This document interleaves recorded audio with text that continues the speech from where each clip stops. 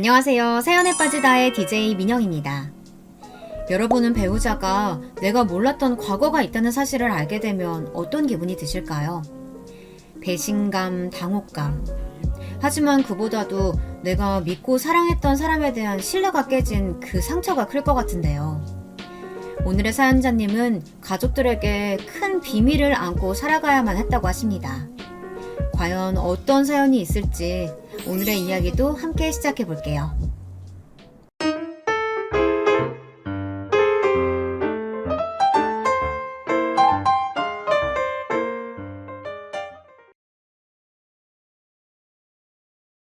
안녕하세요. 부산에 사는 40대 주부입니다.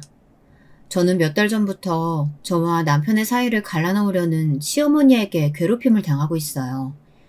정말 이혼 서류까지 가져오셔서 도장을 찍으라고 할 정도로 상태가 심각합니다.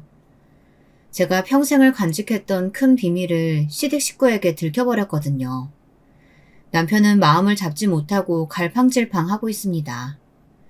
어머님의 말을 들으면 그쪽 편, 제 말을 들으면 제 판을 들며 힘들어하고 있어요. 어떻게 저희 고부 사이가 이렇게까지 되었는지 제 이야기를 한번 들어봐 주시겠어요? 상황은 이렇습니다. 사실 지금 저에게 이혼을 종용하는 제 시어머니는 남편을 낳아주신 친어머니가 아니에요. 남편이 아주 어릴 적 초등학교도 들어가기 전 지금의 시아버지와 재혼을 한 분이세요. 그러니까 남편에게는 새엄마죠. 그리고 남편 밑으로는 시어머니가 시집 오셔서 낳은 자신의 아들이 2명이 있습니다. 신랑의 동생들이죠. 처음 결혼할 때부터 저는 이 사실을 알고 있었고 저희 친정에서는 그리 탐탁치 않아 했으나 저는 전혀 개의치 않았습니다. 오히려 시댁에 인사 가서 시부모님과 도련님들을 보고 나니 남편과 하루빨리 결혼해 알콩달콩한 가정을 꾸려야 한다는 생각이었죠. 뭐 딱히 도련님들이 못되거나 그런 건 아니었는데요. 기분이 찜찜한 건 있었거든요. 은근히 그런 분위기 있잖아요. 남편만 그 집에서 겉도는 듯한 그런 느낌이요. 처음 시댁에 인사를 간 날 그래도 며느리감이 온다고 밥상을 차려주시긴 했는데 반찬이 정말 그냥 딱 집에서 먹는 밥 한 끼 그대로 차려낸 것 같았어요. 그냥 집 반찬 몇 개랑 생선 몇 마리 굽고 국 한 대접씩 퍼서 올린 그런 밥상. 도련님들도 한마디씩 하더라고요. 엄마, 너무 소탈하게 준비한 거 아니에요? 그래도 첫 며느리 보는 밥상인데 평소 우리 먹던 거보다 어째 더 부실한 것 같아. 이 정도면 훌륭하지 뭘 그래. 얘들이 전에는 하지도 않던 밥상머리 앞에서 투정을 부리고 있어. 어머 미안해요. 애들이 좀 딸 같은 아들들이라서 농담들도 참 잘하네. 내가 요새 정신이 없기도 하고 이것저것 하는 게 많아서 준비는 많이 못했어요. 그래도 한 식구 되면 이렇게 먹을 거니 하고 맛있게 먹어줘요. 제가 어머님을 처음 뵈었을 때가 거의 60세셨거든요. 그때까지도 어디 복지관 같은 데서 일을 하신다고 들었어요. 그렇게 사회생활을 오래 하시면서 바쁘게 사시는 모양이더라고요. 그러니 말이라도 인사치레로 교양 있게 말씀해 주셔서 그냥 넘어가려고 했습니다. 근데 밥상을 보니까요. 은근히 거기서부터 차별이 느껴지는 거예요. 그나마 있는 생선 반찬이며 간 만든 제철 음식이 담긴 반찬 그릇들은 전부 둘째, 셋째 아들들 앞으로 가까이 밀어놓은 거예요. 저희 앞에는 묵은 김치 같은 것들만 놓여져 있던걸요. 그뿐인 줄 아세요? 자세히 보면 국에 있는 고기나 건더기도 월등히 아버님, 어머님, 그리고 동생들 그릇에만 풍성했고 심지어 밥도 저희 밥에는 오래된 밥을 보태놓은 것 같더라고요. 새 밥 하는 게 뭐 그리 어렵다고. 저는 이 모든 것에 어머님의 의도가 담겨 있다고 파악했어요. 그렇게 저는 시댁의 어이없는 대접에도 남편에 대한 사랑과 측은지심을 품고 결혼을 하게 되었습니다. 막상 결혼하고 나니 시댁과 별로 크게 부딪힐 일이 없었어요. 그도 그럴 것이 애초에 만날 일 자체가 많이 없었거든요. 명절에도 어차피 시댁은 제사를 지내지 않고 있었고 사람들이 온다고 음식 장만하기 귀찮다고 저희더러 오지 말라고 하시던 분인걸요. 남편은 내심 결혼도 했고 명절 같을 때 집에 찾아가서 가족의 정도 느끼고 싶어 하는 것 같았지만 어머님이 혹여나 올세라 나서서 질색하며 집에 오지 말라고 하시는데 저희가 따로 찾아뵐 일이 크게 없었죠. 듣기로 아버님은 평생 변변한 돈벌이 해본 적 없이 어머님에게만 의지해서 그런지 한 집안의 가장이라기보다는 허수아비 같은 느낌이었어요. 그래서 그런지 뭐든지 어머님의 의견에 적극 따르는 듯 싶었고요. 아들 며느리가 보고 싶어도 먼저 말도 못 꺼내는 입장이었단 말이죠. 그런 저를 두고 친구들은 말하더라고요. 제가 참 시댁 복이 많다고요. 그런데 제 속을 들여다보면 그게 좋은 게 아니라는 걸 아실 거예요. 친구들에게는 창피하기도 하고 속이 상해서 말을 못했지만요. 시댁에서는 은근히 저희를 미운 오리 새끼 취급하는 것 같았으니까요. 그즘 참 열이 확 뻗치는 일이 있었거든요. 한번 들어보세요. 저희 막내 도련님이 미국에 유학을 간다고 준비를 꽤 오래 했었어요. 마침 출국날이 임박해서 그래도 외국에 오래 나가 있을 건데 가기 전에 인사라도 해야 하지 않나 하고 있었죠. 그래서 마침 추석도 다가오고 하니 제 딴에는 먼저 어머님께 전화를 드렸거든요. 어머님, 저예요. 잘 지내시죠? 통 연락도 못 드리고 찾아뵙지 못해서 죄송해요. 요즘 애들이 그렇지 뭘. 다들 바쁘게 사느라 그러니까 이해한다. 근데 웬일이냐? 이번 추석 때는 가서 음식 장만도 하고 같이 시간 보내려고요. 어머님, 전에 듣기로는 막내 도련님이 곧 미국으로 유학 가신다면서요? 그 전에 인사도 나눌 겸 겸사겸사 해서요. 아유, 그럴 필요 없다. 걔 안 그래도 갈 준비하느라고 바쁜 애라서 추석 때 올지 안 올지도 모르겠어. 나도 이모들이랑 어딜 좀 가기로 해서 그냥 다음에 보자꾸나. 이렇게 극구 올 필요 없다고 하시니 그런가 하고 남편에게도 그냥 얘기만 전하고 이야기하고 말았어요. 어머님한테 아까 전화드렸는데 이번에도 올 필요 없다고 하시네. 미국 가기 전에 밥 한 번 먹으면 좋으련만. 아, 그래? 뭐 어쩔 수 없지. 출국하기 전에 한번 볼 수 있으면 보면 되지. 챙겨줘서 고마워, 여보. 그런데요, 저희 막내도련님이 가족들끼리 일상 안부 주고받자고 만든 단체 카톡방이 하나 있었거든요. 거의 아무도 뭘 올리지 않아 잊고 있었는데 어느 날 집안일을 하고 있는데 카톡 한 수십 번을 연달아 올리길래 핸드폰을 들여다봤어요. 글쎄 시댁 식구들이 다들 모여서 식사한 사진들이 쭉 올라와 있더라고요. 더 어이가 없는 건 뭔지 아세요? 남편 바로 밑에 도련님은 결혼도 하기 전이었는데 그 도련님 여자친구로 추정되는 사람까지 초대해서 아주 화기애애한 시간을 보내는 사진이 올라온 거예요.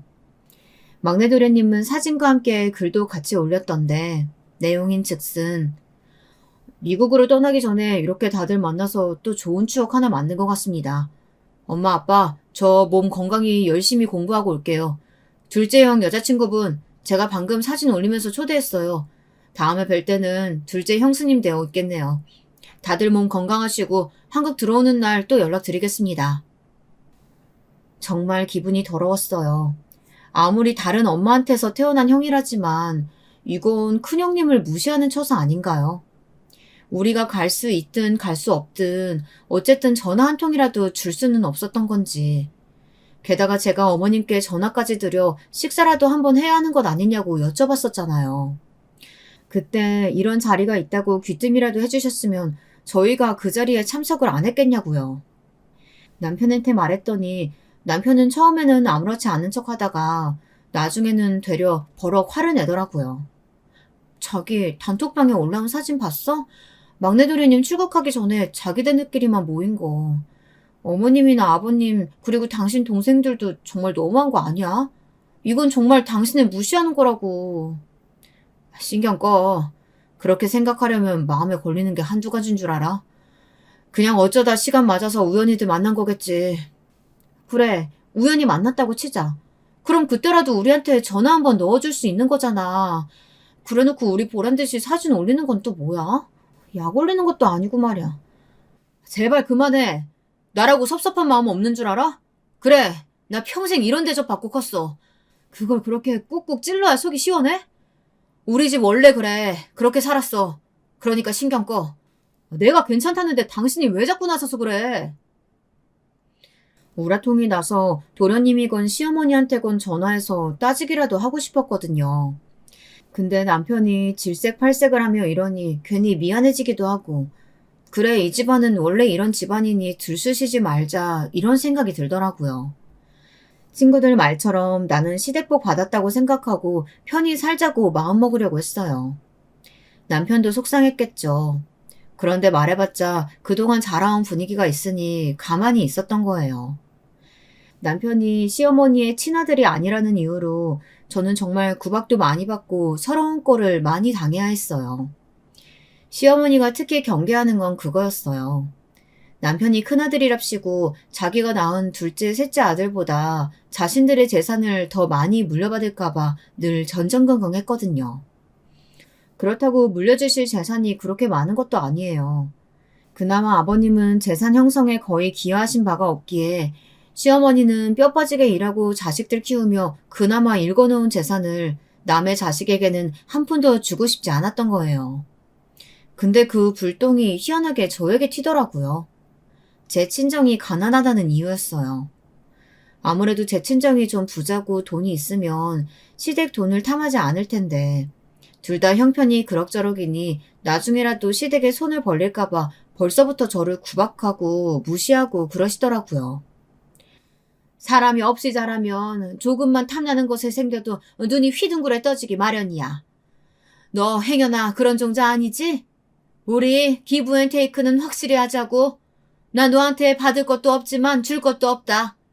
그러니까 어디서 적선이라도 바라듯이 무슨 일 있더라도 나한테 손 벌릴 생각이란 꿈에도 하지 말라고.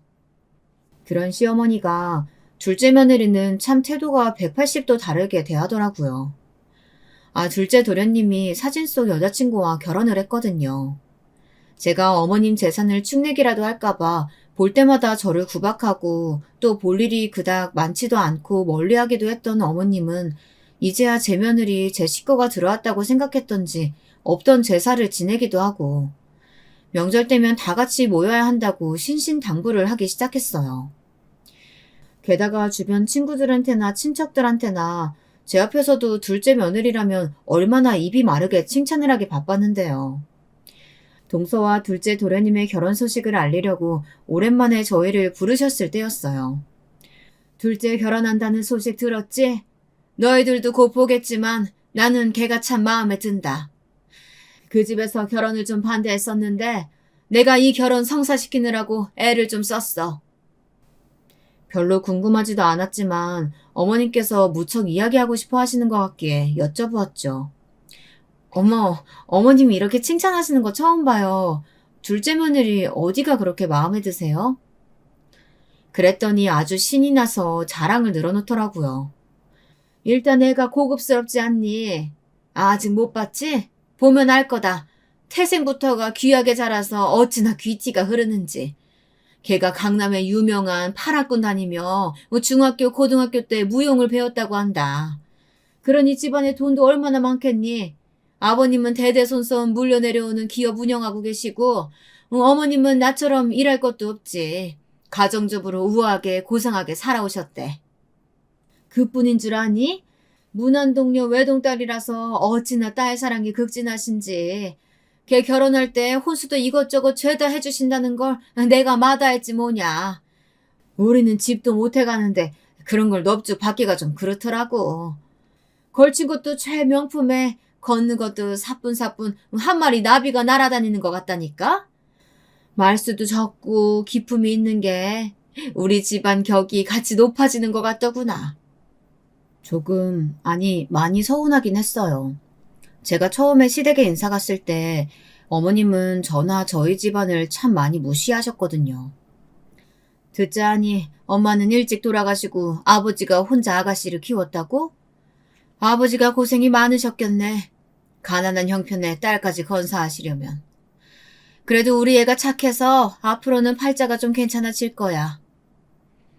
첫 만남부터 이런 말씀을 하셨었죠.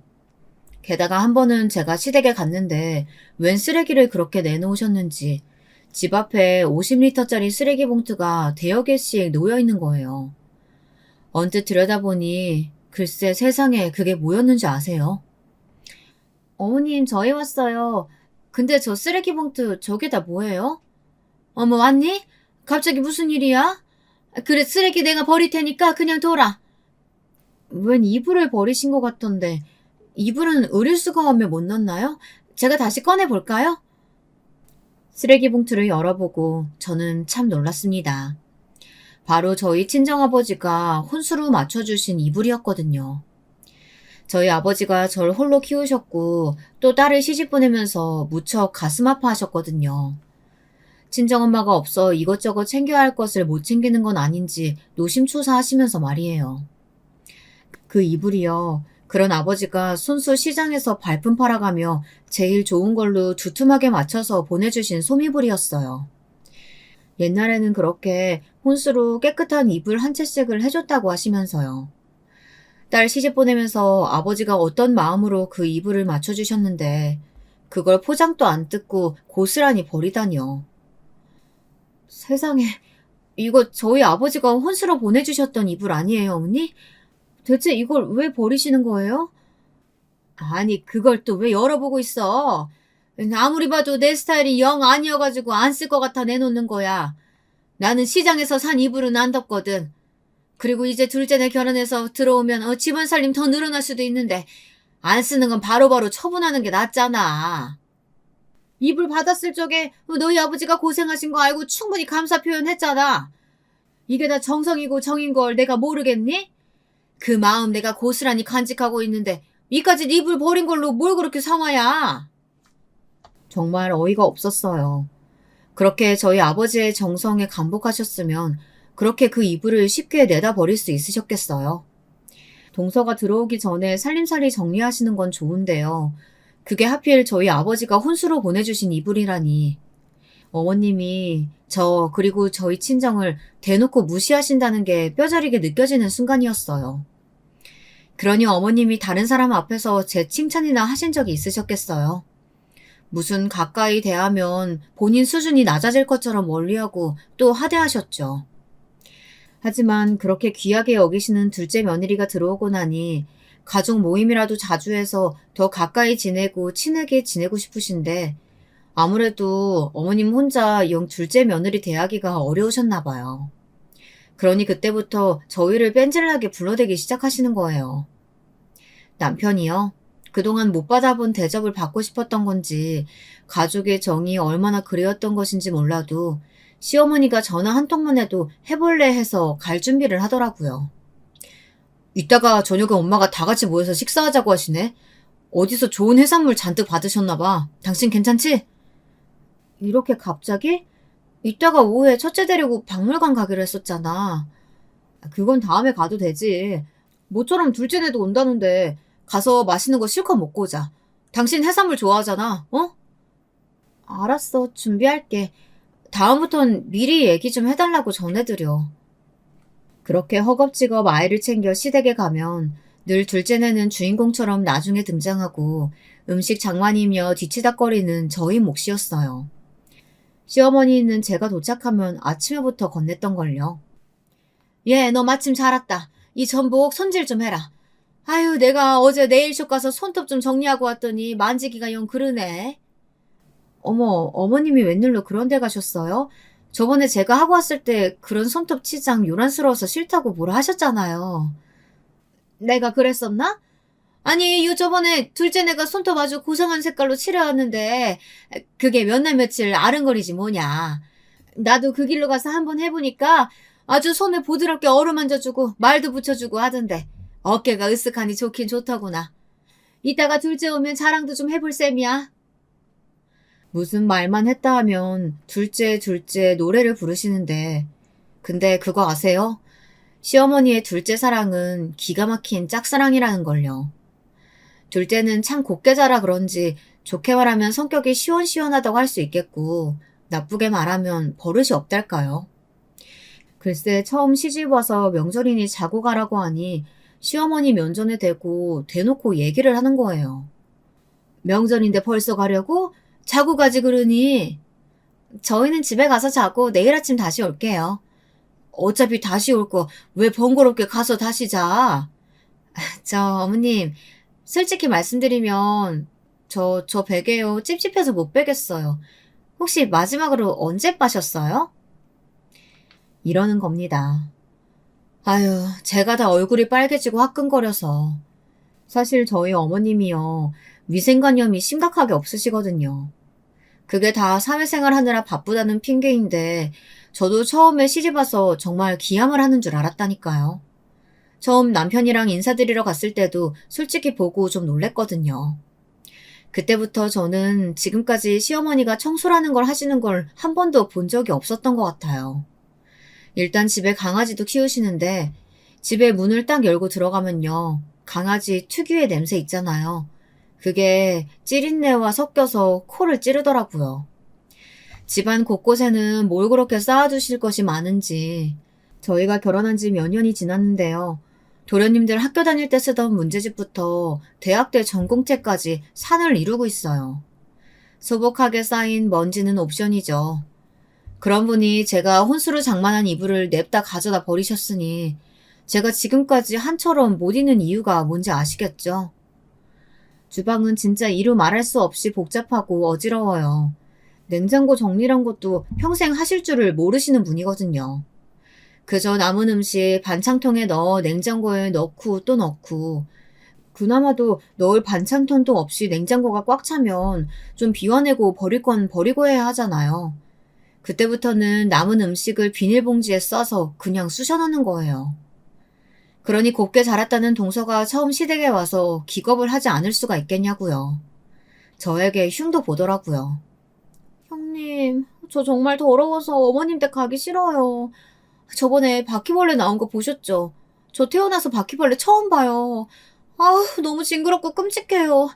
혹시 저희 옷이나 가방에 묻어서 저희 집까지 가면 어떻게 하죠? 제발 밖에선 안 나면 좋겠는데. 형님이 어떻게 말 좀 해주시면 안 돼요? 이러면서 동서는 시댁에서는 화장실도 안 가요. 도련님을 꼬셔서 밖에 커피 마시러 가자, 뭘 사러 가자 하면서 어지간하면 외부에 화장실을 쓰고요. 시어머님이 저 때는 해주지도 않던 갖은 산의 진미를 해다 바쳐도 동서는 거의 젓가락도 안 된다니까요. 어머님, 이거 혹시 언제 사신 거예요? 시큼한 냄새 나요. 뭘 언제 사긴 언제 사. 너네 온다고 어제 사온 거야. 냄새가 나긴 무슨 냄새가 난다 그래. 식재료 문제 있는 게 아니라면 설거지도 제대로 안 하신 거죠? 저 주방에 있는 수세미랑 이상한 빨래비누 같은 세제 다 가져다 버리셔야 돼요. 그러니까 설거지가 제대로 안 되고 그릇에서 썩은 냄새가 진동하죠. 저 비위상해서 못 먹겠어요. 아유, 그래도 한 술이라도 먹어야지. 배고파서 어째? 만약에 제가 비위상해서 음식을 그대로 다 버렸다면 어머님은 아주 길길이 날뛰고 난리도 아니었을 거예요. 동서한테는 아주 꼼짝을 못 하시더라고요. 남편이요? 남편은 그저 어머니라면 내내 하는 사람이니 어머님이 어디서 10년 묵은 음식을 가져와도 꾸역꾸역 먹을 위인이에요.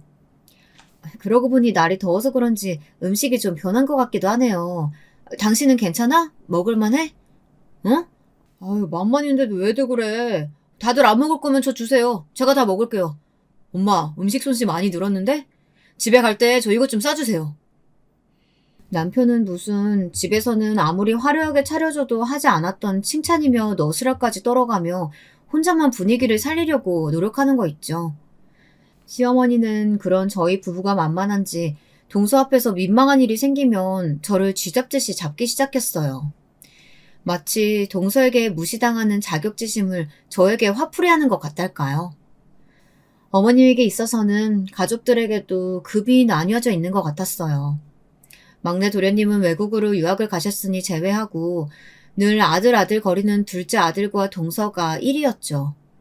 그 다음은 그래도 같이 산 세월이 있으니 아버님이시고 남의 자식인 제 아들과 저는 3순위.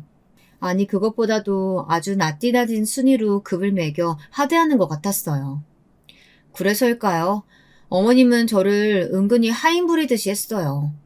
명절 전이면 꼭 저를 불러서 온 집안 대청소와 이불 빨래, 냉장고 청소를 시키시는 거예요. 처음에는 그저 그동안 명절 때 찾아뵙지 못했으니 이렇게라도 도와드리자 좋게 좋게 생각하려고 했거든요. 어머님이 하시는 말씀은 그게 아니었어요. 예, 이참에 이불도 싹 꺼내서 빨자. 저번에 보니까 둘째가 좀 피부가 민감한 것 같더라고. 가끔 그렇게 대놓고 언제 이불 빨래했냐고 물어보는데 내가 좀 민망할 때가 많아. 너는 평생 능력도 없이 직장을 안 다녀봐서 모르겠지만 돈 벌면서 살림하는 게 그게 그렇게 쉬운 일이 아니야. 나는 미처 신경 못 쓴 걸 걔가 얘기해주니 뭐 어쩌면 고맙기도 하지. 시어머니의 말을 곰곰이 되새겨보면요. 말에도 뼈가 있다는 것이 무슨 뜻인지 느껴지시죠? 시어머니는 집안 살림은 깔끔하게 못해도 그 연세까지 직장 생활을 한다는 것에 있어서 그나마 저보다 급이 높다고 스스로를 평가하시는 것 같았어요. 참 우습죠. 그렇게 급을 나눠서 한 사람이라도 자기 아래 두면 동서에게 무시당하는 서름이 달래지고 망가진 자존심이 좀 회복이 되시나 봐요. 동서한테는 아무 소리도 못 하시는 걸 저에게 화풀이를 하시는 거죠. 한 번은 제가 어머님 냉장고를 열다가 쾌쾌한 냄새에 그만 코를 틀어쥐고 만 적이 있었어요. 뭐가 썩어도 단단히 썩은 모양이었거든요. 그랬더니 어머님이 대번에 제 등짝을 후려치시는 거예요. 얘! 너 지금 뭐 하는 거니? 내가 네 남편 낳지 않았어도 그래도 네 시어머니인데 내 냉장고 보고 그렇게 대놓고 코를 틀어막아? 지금 나한테 너 부엌일 시킨다고 시위하는 거야 뭐야? 한번 해보자는 거야? 어머님은 이 썩은 냄새 안 나세요? 저도 모르게 반사적으로 코를 틀어막은 거라고요. 이건 동서라도 그랬을 거고요. 어쩌면 더 심하게 말했을지도 몰라요. 동서한테는 아무 말도 안 하시면서 왜 저한테는 이렇게 나무라세요? 걔랑 너랑 같아? 너랑은 급이 다르잖아, 급이. 네가 둘째처럼 집안이 좋기를 해. 뭐 나처럼 능력 있어서 밖에서 돈을 몇백만 원씩 벌어오기를 해. 저는 정말 서러웠어요. 아무리 속으로 그런 생각을 하셨다고 해도 이렇게 대놓고 비교를 하실 줄은 몰랐거든요. 저는 어머니에게 정말 따지고 싶었지만 그랬다가 저희 남편까지 싸잡아서 애들이 버릇이 없네. 이래서 검은 머리 짐승은 거두는 것 아니네. 이런 말들을 할까봐 그냥 급한 일이 있다고 둘러대고선 시댁을 나오고 말았어요. 그렇게 시어머니나 동서에게 걸려오는 전화도 피하고 혼자서 상처받은 마음을 달래고 있었거든요. 근데 저희 남편도 참 문제죠. 그렇게 어렸을 때 사랑을 못 받고 자라서인지 끝까지 어머님의 말씀이라면 껌뻑 죽는 신용을 하더라고요. 저번에 엄마랑 뭔 일 있었어? 엄마가 요새 당신한테 전화 걸어도 안 받는다며. 내 입으로 말하기도 싫어. 그냥 어머님이랑은 자주 안 보는 게 맞는 것 같아요. 그래도 애들한테는 할머니고 나이 드신 분이 앞으로 사시면 얼마나 사신다고. 자주 찾아뵙고 그래야지. 내가 앞으로 장인어른이랑 당신하고 애들한테 더 잘할게. 마음 좀 풀어봐. 당신 지금도 충분히 잘하고 있어. 아무튼 나는 큰 상처 받아서 당분간은 어머님 보고 싶지 않아요. 이번에 막내가 잠깐 한국으로 들어온대. 엄마가 같이 식사라도 했으면 하시는데 어떻게 그 자리만 참석하면 안 될까? 자기도 막내 유학 갈 때 식사 한 번 못했다고 무척 서운해했잖아. 나도 막내가 어떻게 잘 지내는지 궁금하기도 하고 보고 싶기도 하고 그래. 하필이면 막내 도련님은 왜 이럴 때 귀국을 하시는 걸까요? 저는 정말 가기 싫었지만요. 시댁에서 저와 아이들 없이 뻘쭘하게 따돌림 당하고 앉아있을 남편을 생각하니 너무나 가엾어서 그래, 이번 한 번이 마지막이다라는 심정으로 시댁으로 향하게 됐어요. 가기 싫은 마음에 꾸역꾸역 늑장을 부리면서 갔더니 웬일로 이번에는 상을 다 차려놓았더라고요. 시어머니는 저번 일도 있었고 제가 전화도 안 받고 해서 마음에 앙금이 있는지 저를 쳐다보지도 않고요. 어찌어찌 자리에들 앉았고 동서가 제 눈치를 보며 고기를 굽기 시작했어요. 와, 삼겹살이다. 엄마, 미국 있으니까 이 집에서 굽는 삼겹살이 얼마나 먹고 싶었는 줄 알아? 거기서는 무슨 마당에서 바베큐란 걸 해먹는데 난 그거보다 이렇게 후라이팬에 고기며 김치, 마늘 짠뜩 구워 먹는 게 훨씬 그리웠다고요. 막내 도련님만 신나서 떠들고 분위기가 어색하고 묘하게 흘러간다 생각하고 있었는데 갑자기 어머님이 안 그래도 좋지 않은 분위기에 찬물을 끼얹기 시작했어요. 얘, 너는 늦게 온 애가 상도 다 차려놨더니 멀뚱멀뚱 앉아서 뭐하니? 네 동서가 이런 삼겹살이나 구울 사람이야? 보자 하니까 네가 왜 입이 대빨 나와서 콧대가 하늘 끝까지 솟았는지 모르겠다. 이 고기 네가 구워. 능력도 없는 쓰레기 같은 네가 구워. 그러면서 급기야 제 얼굴에 동서가 고기를 굽고 있던 집게를 빼앗아 던져버리는 거예요. 뜨겁게 달궈진 집게를 얼굴에 냅다 던져버리니 어디 맞기라도 했으면 정말 큰일 날 뻔한 거 있죠. 반사적으로 놀라서 으악 비명을 지르며 얼굴을 감싸쥐었는데 동서가 갑자기 나서서 소리를 빽 질렀어요. 보니까 동서는 식사를 시작할 때부터 고기를 굽느라 밥은 안 먹고 대신 막내 도련님이 미리 사온 양주를 홀짝홀짝 들이키고 있었거든요. 한눈에 봐도 엄청나게 취한 모습이었어요. 제발 그만하세요, 어머님. 왜 이렇게 형님을 못 잡아먹어서 안달이세요? 대체 형님이 누군 줄 아세요? 어떤 사람인지 아시냐고요? 그게 무슨 소리냐? 네 형님이 누구긴 누구야? 형님은 비참하게 살던 제 인생을 구원해준 제 생명의 은인이나 다름없는 분이에요. 저는 평생 형님의 은혜 갚으며 살아가야 한단 말이에요. 그러니까 앞으로 다들 형님한테 함부로 대하지 마세요. 그러면 저 정말 앞으로 가만히 있지 않을 거예요. 이게 다 무슨 소리냐고요? 네, 결론부터 말씀드리자면 사실 동서는 사기 결혼을 한 것이나 다름없었습니다. 강남에서 내노라 하는 부잣집의 무남 동료에 강남의 유명한 학군 졸업해서 무용까지 전공한 여대생. 그 배경이 모두 거짓이었단 말입니다. 그리고 그 모든 사실을 알고도 숨겨준 게 바로 저였고요. 자초지종은 이랬습니다. 동서가 결혼하기 전 시댁 단톡방에 동서와 시댁 식구들이 나란히 찍은 사진이 올라온 적이 있었다고 했었죠. 처음에 볼 땐 몰랐는데 보면 볼수록 동서의 얼굴이 이상하게 어디에서 많이 본 것 같은 느낌이 들었습니다. 아, 분명 어디서 봤는데 하면서도 잘 기억이 나지 않더라고요. 그러다가 어느 날 아는 동생을 만나러 갔다가 맞다, 얘가 걔구나 하고 동서의 얼굴을 기억해낸 거예요. 사실 부끄러워서 아무한테도 말하지 못했지만 제가 결혼하기 전에 바에서 잠깐 일을 했던 적이 있었거든요. 그때는 정말 절박했어요. 집에 돈은 한 푼도 없는데 몸이 부서져라 알바해도 벌이는 시원찮고. 그래서 아는 언니가 소개해준 일자리로 잠시나마 바에서 일을 했었거든요. 맹세코 가슴에 손을 얹고 아버지를 걸고 막 2차를 나가거나 한 적은 절대 없었어요. 그저 술 마시러 오는 손님들 말동무만 조금씩 해주는 정도였죠. 몸매가 드러나는 옷을 입긴 했지만요. 하여튼 터치 같은 것도 없었고요. 그런 데서 일을 하면 아름아름 같은 데서 일하는 또래 애들이랑 친해지기도 하거든요. 건너 가게에서 일하는 애들과 안면이 트고 서로 손님을 소개해주기도 하고요. 그때 알고 지냈던 동생이 바로 동서였던 거예요. 그때 알고 지냈던 언니들과 동생들을 수소문한 끝에 동서의 집과 일하는 곳을 알아내게 되었죠. 한날은 동서의 집 앞에 몰래 서 있다가 동서가 나가는 길을 뒤를 밟아봤어요. 그러면 안 되는 줄 알면서도 제 눈으로 확인을 해봐야 직성이 풀릴 것 같았거든요. 그 결과 동서는 여전히 어떤 허름한 술집에서 일을 하고 있더라고요.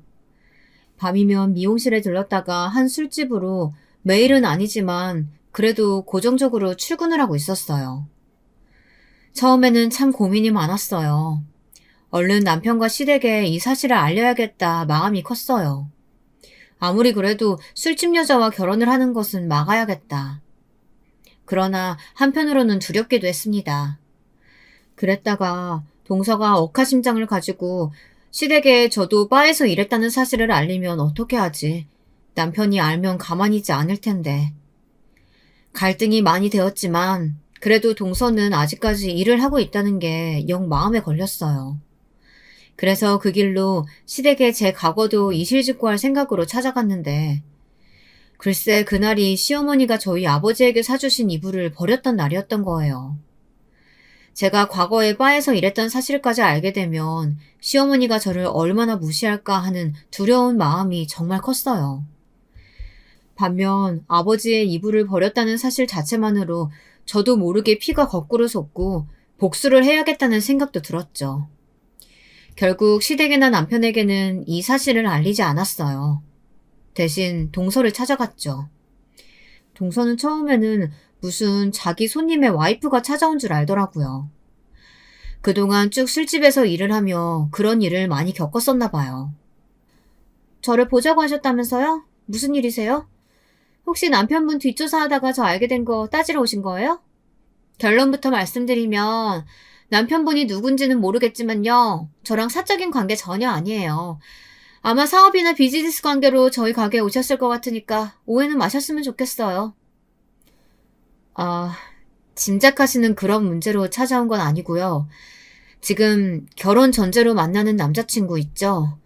저는 그 남자친구 형수 되는 사람이에요. 남자친구 이름이 김성우 맞죠? 동서는 그대로 표정이 하얗게 질리더니 가까스로 물컵을 들고 마시려는데 손이 벌벌 떨리는 게 눈으로도 보이더라고요. 오빠 형수님이시라고요? 그런데 저를 왜 찾아오셨어요? 아니, 그보다도 여긴 어떻게 알고... 알고 보니 동서는 그동안 감쪽같이 도련님을 속이고 만남을 이어왔던 거예요. 바로 저에게 무릎을 꿇더라고요. 제발 오빠에게만은 이야기하지 말아주세요. 오빠는 저 이런 거 다니는 줄 몰라요. 그리고 저 생각하시는 그런 일 아니에요. 2차는 안 나가고요. 그냥 옆에서 술 시중 드는 그 정도예요. 조만간 그만두려고 했어요. 학비가 모자라서 그것만 벌고 그만두려고 했는데 제발 비밀로 해주시면 안 될까요? 오빠랑 헤어지라고 하시면 바로 헤어질게요. 이 사실만은 알리지 말아주세요. 2차까지는 안 나갔다는 말 믿을게요. 저도 아가씨가 저희 도련님이랑 헤어지는 걸 바라지 않아요. 내 얼굴 기억나지 않아요? 자세히 봐봐요. 나 그때 옆 가게에서 같이 일했던 어머 언니 언니 맞아요? 저는 시어머니에게 복수를 하고 싶었어요. 저희 남편이 자기 친아들이 아니라고 그렇게 앞에서 자기 아들만 끔찍하게 위하며 편애해온 시어머니. 제 친정이 가난하고 별 볼 일 없다는 이유로 사사건건 무시하고 홀대하시던 시어머니에게 그에 딱 걸맞는 며느리를 보게 해드리고 싶었습니다. 그래 나야. 그동안 잘 지냈어? 우리 인연이 참 독특하네. 이렇게 이런 식으로 다시 만나고. 우리 서로의 과거는 비밀로 해주자. 그 대신 내가 우리 도련님이랑 결혼하는 거 전적으로 도와줄게. 우리 어머니 까다로우신 분이야. 잘못하면 네 과거 아시는 거 시간 문제야. 그래서 저는 동서를 물심양면으로 도왔어요. 그래도 시어머니와 몇 년간 지내보니 시어머니가 딱 원하는 이상적인 며느리를 저는 알고 있었기에 동서를 그 입맛에 맞춰 둔갑시키는 건 참 쉬웠어요. 시어머니가 노래 부르던 강남 출신이라는 배경을 속이고 부모님들도 큰 사업체를 하고 계신다고 소개를 하게 됐죠. 술집에서 버는 돈들이나 손님에게 받은 명품들로 치장을 하고 다니니 모르는 사람이 보면 부잣집 딸이나 다름없었죠. 거기다가 매일매일 피부관리에 미용실에 그렇게 관리를 받으니 귀티가 나보일 수도 있었겠죠. 그러니 어머님은 고급 취향이랍시고 술집 여자나 하는 손톱 손질을 따라하시기까지 하신 거였어요. 제가 도움을 준 건 정보를 준 것 외에도 딱 하나. 동서가 그 술집을 깔끔하게 정리하고 나오도록 돕는 것이었어요. 예전에야 술집 아가씨들이 감금당하다시피 하면서 원치 않는 접대도 해야 하고 그랬었는데 요즘은 다 돈으로 굴러가는 시스템이에요. 동서가 개인적으로 당겨 쓴 돈과 이래저래 갚아야 할 빚을 정리하니 의외로 쉽게 보내주더라고요. 한번 그 세계의 맛을 봤으니 돈이 떨어지면 또 오겠지 하면서 쉽게 놔주는 시스템이요. 그렇게 저는 동서가 도련님과 결혼하는데 숨어서 조력한 1등 공신이었던 셈이죠. 그 엄청난 비밀을 동서가 술김에 다 풀어버린 거예요. 시어머니는 그야말로 개거품을 물고 난리를 치기 시작했어요. 뭐? 그러니까 내 아들이 지금 술집 여자랑 결혼을 했다는 거야? 네가 그 술집 년이고? 이게 다 무슨 호랑말 것 같은 소리야. 아이고 여보, 아이고 무슨 말이라도 좀 해봐요. 내가 잘못 들은 거죠? 그렇죠? 시아버지요. 그간 해왔던 허수아비지처럼 담배를 챙겨들고 횡하니 나가버리더라고요. 가관인 건 만취한 동서가 시아버지를 따라 나서며 하는 말이었어요. 아버님, 저도 한 대만 주세요. 오랜만에 양주 막 마셨더니 담배가 땡기네. 같이 피워요. 시어머니는 그야말로 기절하기 일보 직전의 상태가 되었습니다. 그렇게 애지중지하던 둘째 아들이 술집 여자와 결혼하겠다는 걸 쌍수 들고 환영을 했다니. 그것도 모자라 어디서 귀한 공주님이 시집 온 줄 알고 온갖 대접을 다 했으니 당장이라도 혀를 깨물고 싶은 표정이었습니다. 이 나쁜 년들, 사람을 속여도 묘분수지.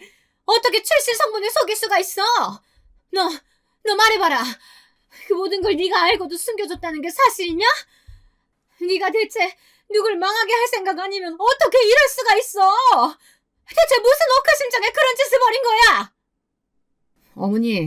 어머니가 늘 말씀하셨잖아요. 사람은 급에 맞게 어울려야 한다고요. 그래서 저나 저희 남편은 상종도 하지 않으려고 하셨죠. 어머님 배운 대로 저도 어머님 급에 맞는 며느리가 들어오게 하려고 그래서 눈 감아줬을 뿐이에요. 그게 무슨 잘못인가요? 뭐야? 그러니까 네 말은 우리 아들이 술집 여자한테 딱 맞는 짝이다 이 말이냐? 이 나쁜 년, 집안 말아먹을 것이 둘이나 굴러들어왔네. 아이고. 그렇게 그날 저녁 식사는 아주 파탄이 나버리고 남편도 처음에는 길길 날뛰기 시작했습니다. 당신 대체 무슨 일을 벌인 거야? 그런 일을 알고도 어떻게 숨길 수가 있어? 당신 동생이었다면 당신은 그런 여자랑 결혼하게 둘 수 있었겠어? 여보, 이런 말해서 미안하지만 정말 당신이 깨달을 때까지 내 입으로 말하고 싶지 않았지만 당신 집안 사람들은 절대로 당신을 한 가족으로 생각하지 않아요. 왜 아직도 그걸 몰라요? 뭐? 지금 말 다 했어? 우리 엄마 친엄마 아니긴 해도 그래도 지금까지 날 키워주신 분이야. 말 함부로 하지 마. 키워준다고 다가 아니에요. 자식이면 그에 걸맞는 대접을 해줘야죠. 언제 한번 어머님이 도련님들보다 당신을 위해준 적 있어요? 당신은 대놓고 남의 자식 취급하는 게 이렇게 제 눈에도 다 보이는데 당신은 왜 그걸 알고도 모른 척하는 거예요? 사실 남편은 어린 시절 아버님과 이혼하고 한 번도 자신을 찾아온 적 없었던 친엄마에 대한 원망이 무척 컸어요. 그만큼 그리움도 컸고요. 그걸 그나마 시어머니에게 정을 갈구하면서 애써 모른 척하고 살아가고 있었던 거예요. 어머니가 저희를 무시하는 것도 처음에는 이 정도까진 아니었는데 앞서 이야기를 했다시피 고깃집게를 저에게 던질 지경까지 와서는 저도 시댁과 인연을 끊을 마음을 어느 정도 먹고 있었어요.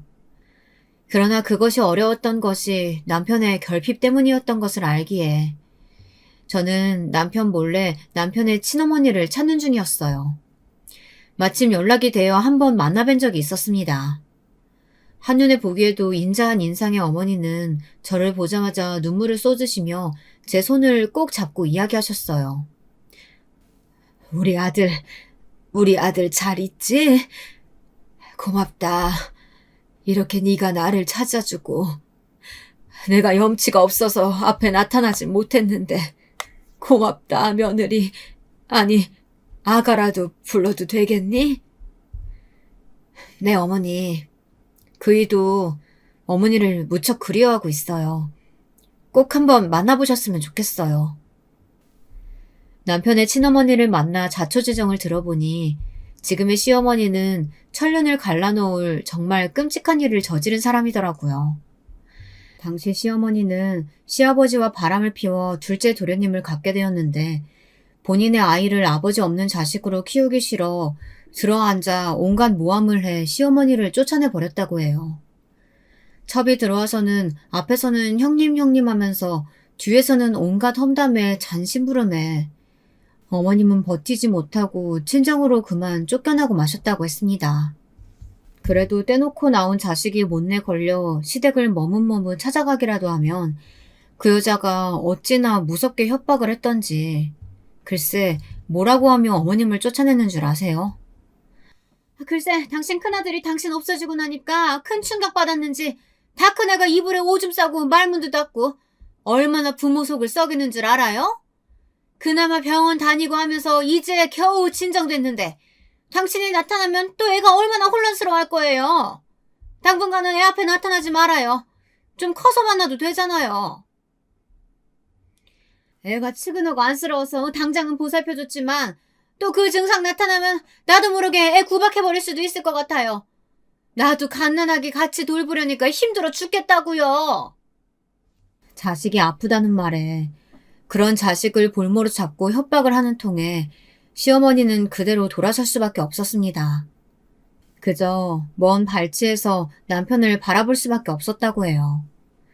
그렇게 1년, 2년 세월이 흐르고 어머니도 살 길을 찾아야 했기에 재혼을 하고 또 그쪽 자식을 낳아서 키우다 보니 더 남편 앞에 나타나기가 힘들었다고요. 그렇게 눈물 섞인 어머님의 사연을 남편에게도 전해주었습니다. 남편은 처음에는 절대 만나고 싶지 않다고 했어요. 그렇지만 도련님의 결혼에 얽힌 엄청난 비밀들이 드러나자 큰 충격을 받았는지 혹시 본인이 모르고 있던 어머님의 사정이 궁금해진 건지 어머님을 만나 뵙게 되었습니다. 몇십 년 만에 만난 모자는 한눈에 봐도 외모가 많이 닮아 있었어요. 둘은 얼굴을 마주하자마자 끌어안고 엉엉 울기 시작했습니다. 막상 만나자마자 그동안의 세월이나 오해, 앙금은 눈 놓듯 사라지고 있었어요. 엄마가 없어서 그동안 내가 얼마나 서러움 많이 당했는 줄 알아요? 이렇게 살아있으면서 잘 살고 있으면서 어떻게 연락을 한 번 안 해요? 미안하다, 내 아들. 그렇게 어머님과 남편은 재회를 했고 긴긴 이야기를 나누며 해묵은 감정들을 해소했습니다. 남편은 눈에 띄게 편안해진 모습이었어요. 그 기회를 틈타려던 건 아니었지만 저는 그 순간을 놓치고 싶지 않았습니다.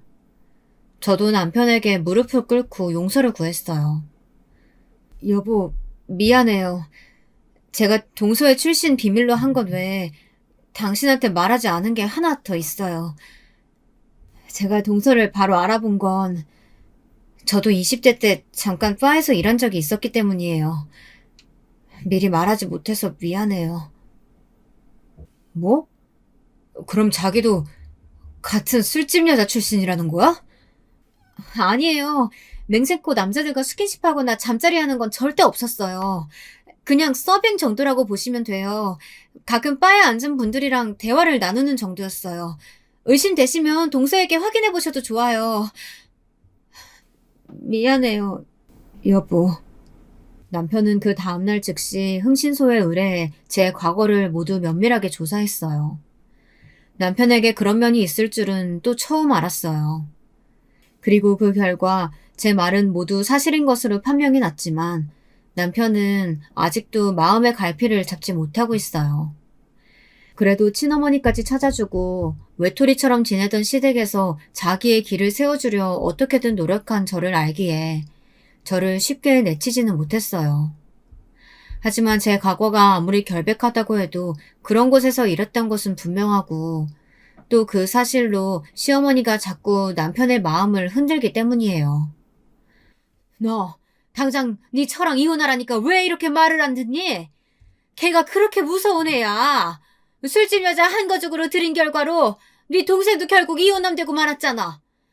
그 앞길 창창한 애가. 근데 니네 둘이 알콩달콩 잘 먹고 잘 산다는 게 말이 돼? 당장 이혼 서류에 도장 찍어. 저는 남편에게는 얼마든지 용서를 구할 수 있지만 시어머니의 행동만은 절대 용납할 수 없었습니다. 시어머니는 남편에게 엄마 노릇을 한 적도 없고 지금 저러시는 것도 내 아들만 잘못되는 꼴 못 본다는 놀부심부로다가 그러시는 걸로밖에 안 보였어요.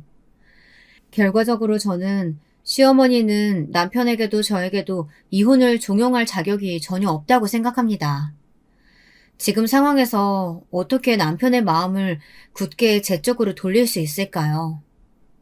제 솔직한 마음은 시댁과 모든 연을 끊고 남편의 친어머니, 그러니까 진짜 시어머니를 극진히 모시며 남은 날들을 살아가고 싶습니다. 그럴 수만 있다면 저는 목숨 바쳐 남편과 어머님께 정말 잘하면서 살아갈 자신이 있거든요. 저 그 정도는 하며 살아도 되는 거겠죠. 그렇게 한다면 저의 지나간 과거와 잘못들을 조금이나마 씻을 수 있는 것이겠죠. 저에게 조금이나마 응원과 용기를 주시면 감사하겠습니다. 큰 비밀을 안고 온 이야기를 이렇게나 털어놓으니 후련한 마음도 듭니다. 제 길고 긴 이야기 들어주셔서 정말 감사합니다.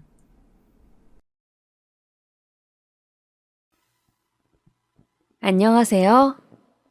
사람 사이의 교류가 점점 줄어가는 오늘날 예방할 틈도 없이 갑자기 생겨난 전염병으로 인해 우리는 더욱 서로의 이야기에 귀 기울이지 않는 것 같습니다. 그런데 이렇게 인터넷으로 각자의 사연을 전하고 들으면서 살아가는 이야기를 접할 수 있는 게 참 뜻깊은 것 같습니다. 저에게도 가까운 이에게 털어놓기엔 너무나 길고 깊은 사연이 있어서 이렇게 긴 글을 남겨봅니다. 끝까지 읽어봐 주시길 바랄게요. 저는 이제 간 60대의 반을 넘기며 삶의 여유를 찾아가는 중인 여성입니다. 요즘은 이전까지 못 다녔던 여행을 가거나 혼자 글을 써보고 약소하게나마 운동도 시작하면서 하루하루 헛되이 보내지 않기 위해 노력 중이네요. 그러다 여기까지 사연을 보내게 된 거겠죠. 이렇게 혼자만의 여유를 갖게 된 건 사실 오래되진 않았습니다. 한때는 저에게도 남편이 있었고 딸이 있었고 이끌어가야 할 가정이 있었거든요. 저는 한쪽 팔이 없습니다. 정확히는 왼쪽 팔 팔꿈치부터 아래 부분까지 없죠. 저를 처음 만난 이들이 의례적으로 묻는 질문이기에 입에 붙을 정도로 많이 해온 그 이야기 먼저 해볼까 합니다. 아마도 23살이었을 때일 거예요. 집이 어려웠던 저는 혼자 도시로 올라와 가까운 친척집에 얹혀 지냈어요. 공장에 취직해서 몇 년을 다니다가 그해 모아둔 돈으로 조그만 지하 방 한 칸을 얻으면서 행복에 차있던 기억이 나요. 언젠가는 이루고 싶은 꿈이 있었기에 하루가 매일 설렘의 연속이었죠. 그러다 퇴근하는 길에 자동차 사고를 당했습니다.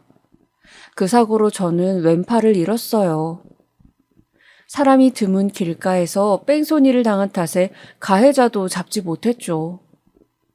하루아침에 팔을 잃었고 어떠한 보상도 받지 못한 채 내몰렸던 그때의 심정을 생각하면 아직도 눈물이 고이는 것 같아요.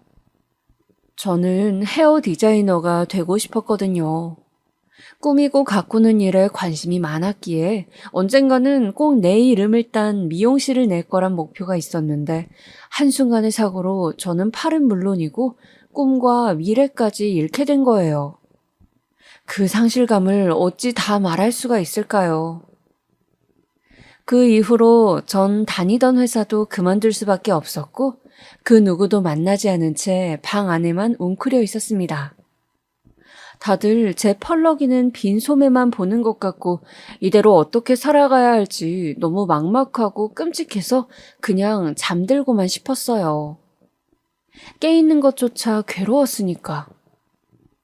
그렇게 반년을 홀로 보내던 어느 날, 그날도 분명 전 송장처럼 누워만 있었을 거예요. 모아둔 돈도 사라져가고 그저 이대로 메말라 죽을 날만 기다리는 것처럼. 그런데 누군가 집에 문을 두드리더라고요. 처음엔 대답을 안 했는데 귀찮게 몇 번이나 두드리는 거예요. 그 두드리는 것만 봐도 어찌나 집념 있어 보이던지. 저는 무거운 몸을 이끌고 현관 앞으로 나가서 필요 없으니까 가세요. 뭔지 알고 필요 없다고 하시는 거예요? 뭐든 상관없으니까 가라고요. 우편 배달 왔어요. 지금 몇십 통째 문 앞에 두고 있는데 이러면 종이도 아깝고 봉투도 아깝고 우표도 아깝잖아요.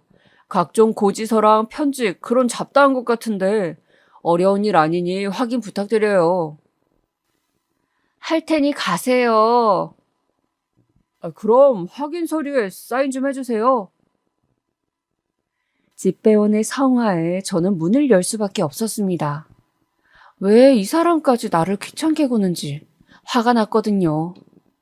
그땐 세상 모든 일이 지옥 같았으니 삐딱한 생각만 들었죠. 저는 문을 벌컥 열고서 그 집배원 눈앞에 제 손을 들이밀었어요. 손이 없어서 서류에 사인을 못하겠는데 어떻게 할 거냐고. 당황할 줄 알았던 집배원은 저를 가만히 보더니 아무렇지 않게 제 오른손을 가리키면서 그쪽은 멀쩡한데 왜 못하냐고 그러더라고요. 왼손잡이면 오른손으로 살아가는 법을 배우라고 덧붙이면서요. 그렇게 처음 만났던 그 우편 배달원은 훗날 저의 남편이 되었습니다. 깊숙한 지하 끝에 살고 있던 저에게 처음 손을 내밀어준 사람.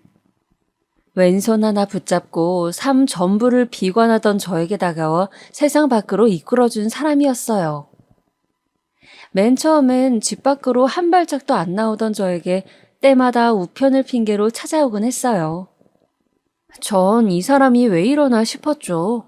나 같은 사람에게 왜 이렇게 잘해줄까 하고. 당시 남편 말로는 처음에 제가 했던 말이 이상하게 마음에 남아서 자꾸 신경이 쓰였대요. 연민의 감정이 점차 관심으로, 관심이 사랑으로 이어지게 됐고 저도 그렇게 천천히 다가와주는 다정한 남편이 고맙고 좋았어요. 그 당시에 저에겐 연민의 감정조차 사람이 온기로 느껴졌거든요. 그 사람을 만나며 한순간도 후회한 적 없어요. 어렴풋이 스쳐가는 기억들이지만 유일하게 선명한 순간이 있다면 아마 그거일 거예요. 당시 저는 교통사고로 인한 충격으로 차를 무서워하고 있었거든요. 그래서 남편이 늘 자전거를 태우고 저를 데리러 왔던 기억이 나요. 뒤에서 한 손으로 잡고 가는 제가 불안해서인지 항상 천천히 자전거를 몰곤 했었죠. 남들이 다 저희를 앞서 지나가도 우리는 가장 느린 자전거를 타며 행복하게 웃었어요. 그 기억만큼은 어제 일처럼 뚜렷하게 남아있네요. 우린 다음에 결혼을 해서 어여쁜 딸을 얻었고 불행했던 저의 삶도 그렇게 점차 원래대로 돌아오는가 싶었어요. 저도 아이를 키우면서 한 손으로 가능한 소일거리를 시작하고 가진 것 없어 가난했지만 셋이서 서로가 서로를 보살피면서 살았지요. 아이가 7살이 되던 해 남편은 갑작스럽게 세상을 떠났습니다. 암이었어요. 마음의 준비도 할 새 없이 건강이 악화되어 병을 안 지 2달 만에 떠나버렸어요. 하늘도 무심하시지. 아이를 껴안고 얼마나 울었는지 모릅니다. 왜 나에게 불행은 매번 이렇게 갑작스레 찾아오는 건지, 남편이 없는 빈자리를 어떻게 채울지, 아이와 앞으로 어떻게 살아갈지 두려웠죠. 온전한 몸으로도 버거울 텐데 저는 그러지도 못했으니까요. 남편이 내게 남겨준 마지막 선물이자 너무나 사랑하는 딸이었지만 그땐 무거운 짐처럼 느껴질 정도였어요. 나 하나 부양하기도 어려웠기에 딸을 친척집에 맡기려 했어요. 하지만 아빠를 잃은 아이가 엄마까지 사라지면 얼마나 힘들까 죄책감이 들어 결국 포기했네요. 그때부터 전 안 해본 일이 없었습니다. 이런 팔을 가졌으니 서빙 일은 꿈도 못 꾸고 주방에서 청소를 하거나 지하철로 칫솔을 팔러 가보기도 하고 제가 할 수 있는 일이라면 어떻게든 찾아내서 했던 것 같아요. 하루에 두세 개의 일을 하다 집으로 돌아오면 남편을 향한 그리움과 육체적 고통 사이에서 그냥 아이와 함께 죽을까란 생각까지 하기도 했지만요. 내게 남은 전부인 아이를 혼자 두고 떠날 수도 혼자 둘 수도 없으니 어떻게든 살아남는 게 유일한 목표였어요. 남편도 하늘에서 제가 잘 이겨내길 바랄 거라며 애써 스스로를 다독이고 닥달해가면서요. 아이는 나름대로 잘 자라주었어요. 또래 아이들보다 조금 더 욕심도 많고 까칠하고 예민한 편이었지만 그건 뱃속에 있었을 때 제가 너무 굳은 일을 많이 해서 그런가 보다 했어요. 내가 너무 많은 일을 하느라 뱃속에 있는 아이가 많이 화났었나 보구나 하고요. 청소년기, 그 나이 때에 할 수 있는 사고 같은 건 치른 적 없었으니 그걸로 만족하며 살기로 했죠.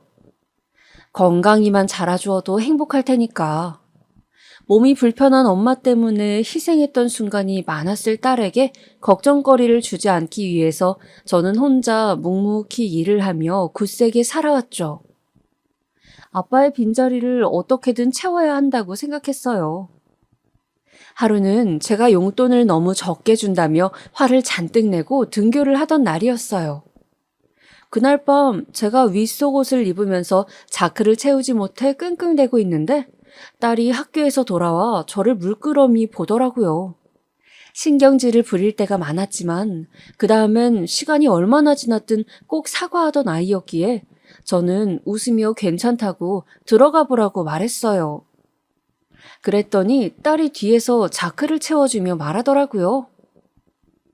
나쁜 말해서 미안해. 엄마 잘못 없는 거 아는데 그냥 그렇게 말이 나왔어. 괜찮아. 네 맘 다 알아. 내 맘 알면 이제 필요한 거 바로바로 말해. 엄마가 혼자서 끙끙대는 게 더 답답하고 싫단 말이야. 한쪽 팔 없는 엄마를 남들에게 보여주기에 창피할 거란 생각은 했지만 오히려 아이에겐 그런 제가 도움을 구하지 않는 게 더 속이 상했던 것 같더라고요. 그 후 딸의 말은 제가 밖에서 생활할 때도 도움이 되어 주었어요. 제가 몸이 불편하단 사실에 스스로 갇혀있지 말고 필요할 땐 남들의 도움을 요청하고 받아가며 나아가는 게 서로 간에 더 합리적이더라고요.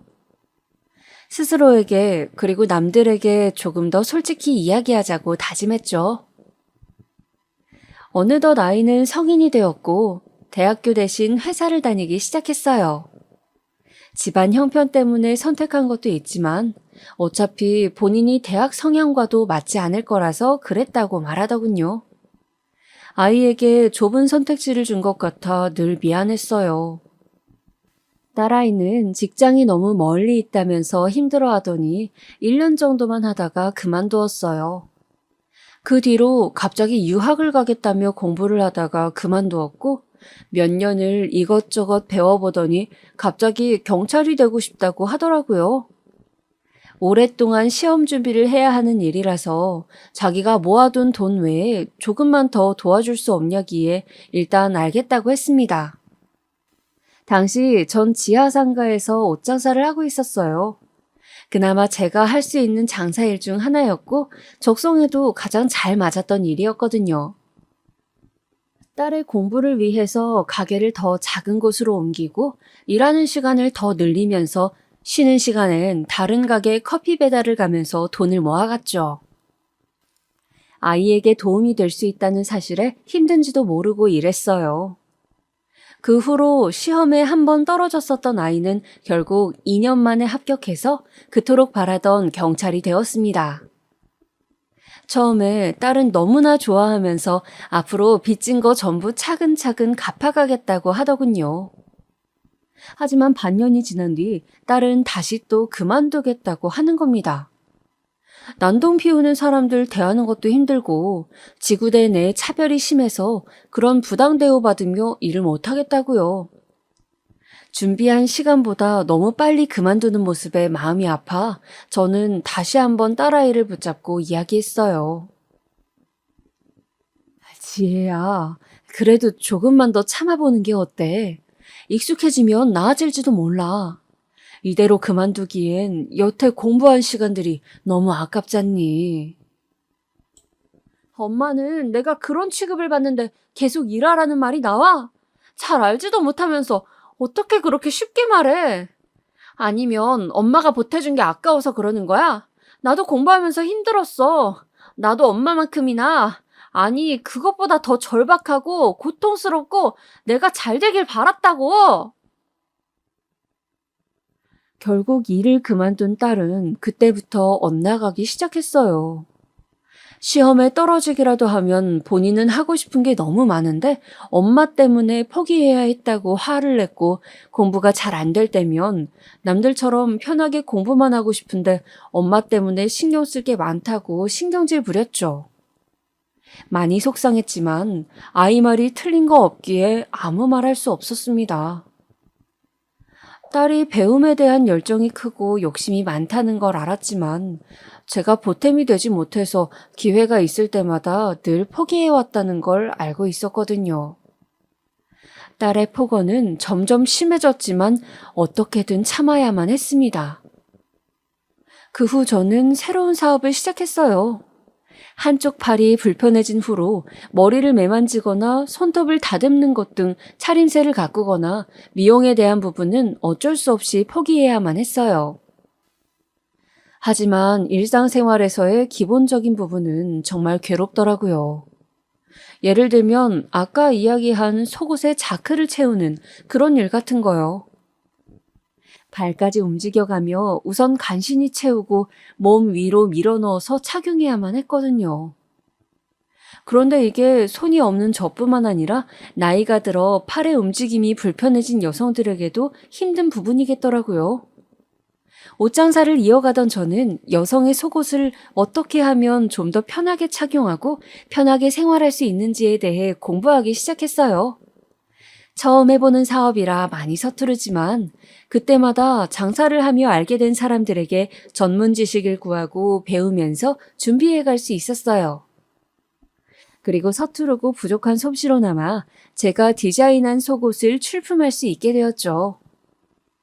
하지만 사업은 아무나 하는 게 아닌 것인지 반응은 좋지 않았습니다. 반응이 나쁘다기보다는 오히려 관심이 부족했던 것이겠죠. 유명 디자이너나 사업가, 브랜드의 것도 아니었고 그저 거리에서 장사나 하던 아줌마가 만든 것이니 사람들이 보기엔 얼마나 형편없어 보였을지 대충 예상은 갔습니다. 심지어 저는 한쪽 팔이 없는 장애인이었으니까요. 하지만 포기할 순 없었어요. 아이도 다 컸고 이제껏 가정만 생각하며 안전한 길만 선택해서 왔기에 이젠 저를 위한 도전을 하고 싶은 마음이 컸거든요.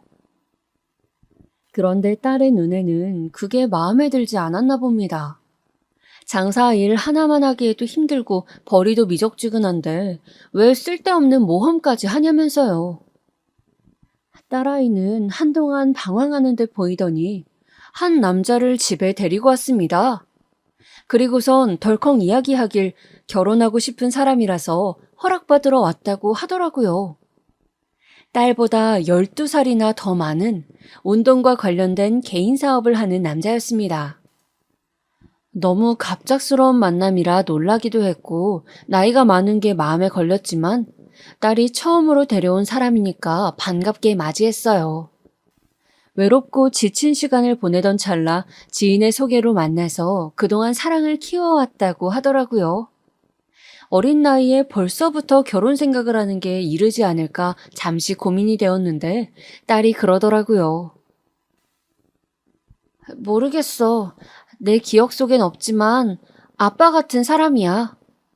아빠가 있었다면 이렇게 다정하지 않았을까 싶은 그런 사람. 설령 마음에 안 드는 부분이 있어도 이해해줬으면 좋겠어. 마음의 빈자리를 채워주는 게 얼마나 어려운 일인지 엄마도 알잖아. 저도 힘든 시기에 만난 사람이 얼마나 큰 위로가 되는지 경험해 본 적이 있기에 별다른 건 묻지 않았어요. 그리고 지금 이렇게 정착하는 게 불안한 아이에게 더 도움이 될 거라 생각했죠.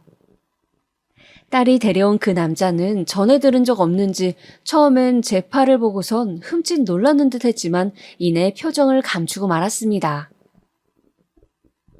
지혜, 아무것도 안 가져와도 됩니다.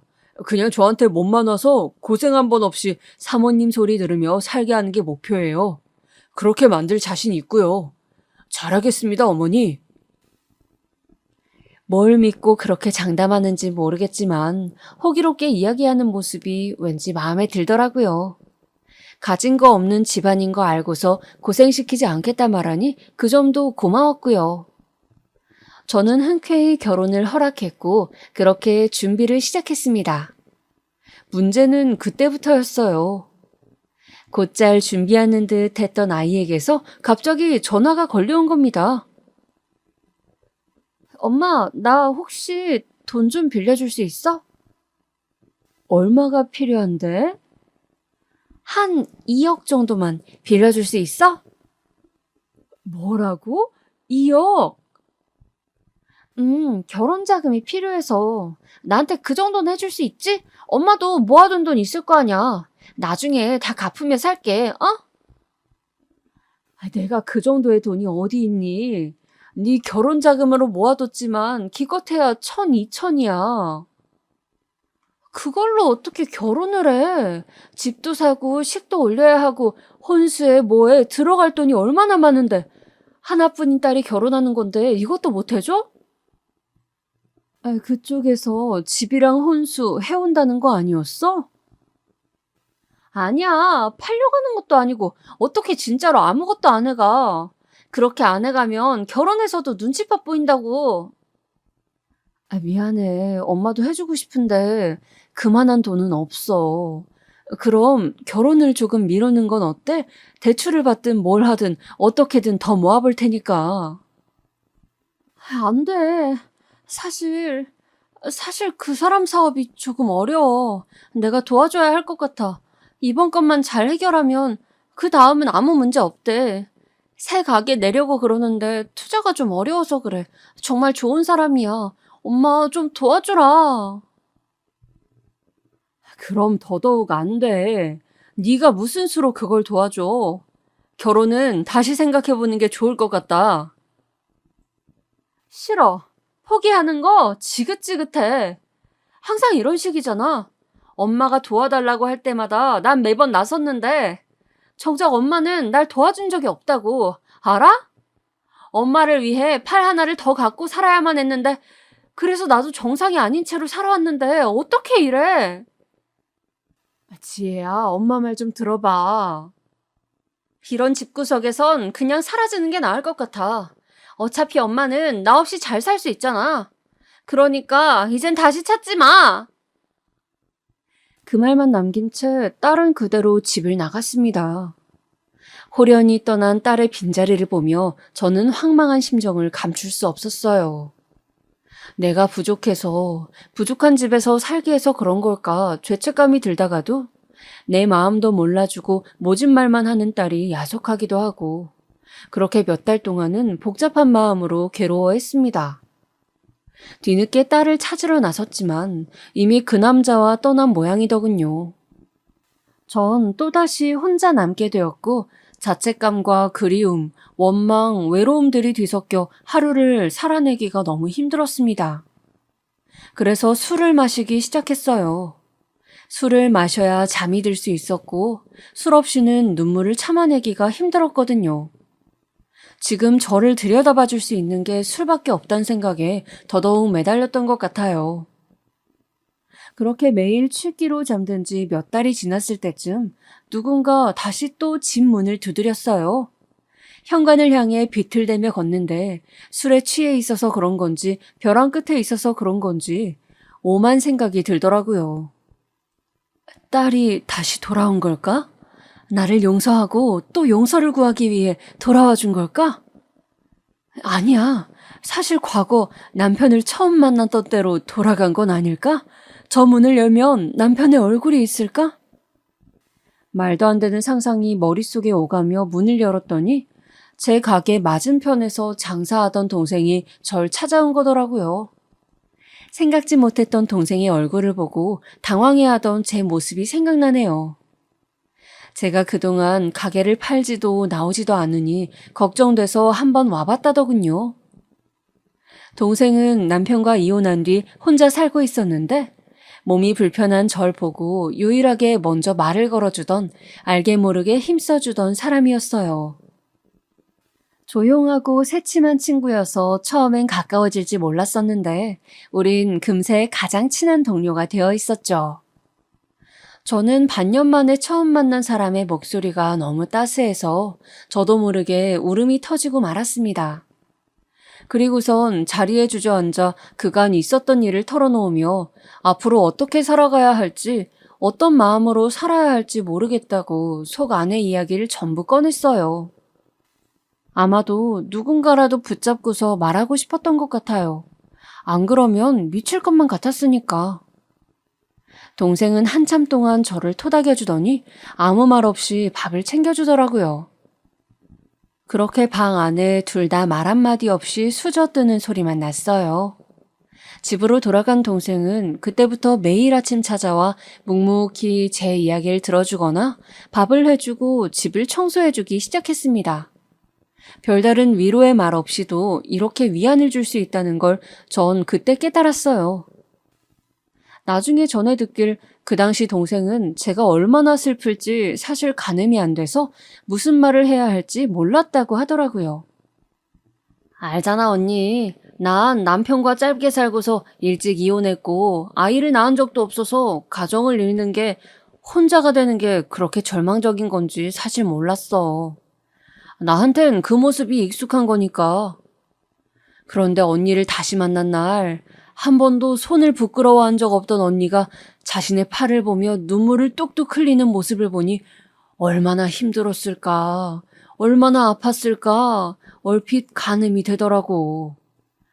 그 모습을 봤는데 내가 어떻게 언니를 그냥 지나칠 수 있겠어? 아마 언니가 나였어도 그랬을 거야. 그런 동생이 제 곁에 있었기에 저는 조금씩 일어설 수 있었어요. 하루가 멀다 하고 찾아오는 동생 덕에 같이 산책도 가고 옷을 보러 다니거나 맛있는 걸 먹으러 다니며 여느 친구들처럼 조금씩 웃음을 되찾아갔던 거죠.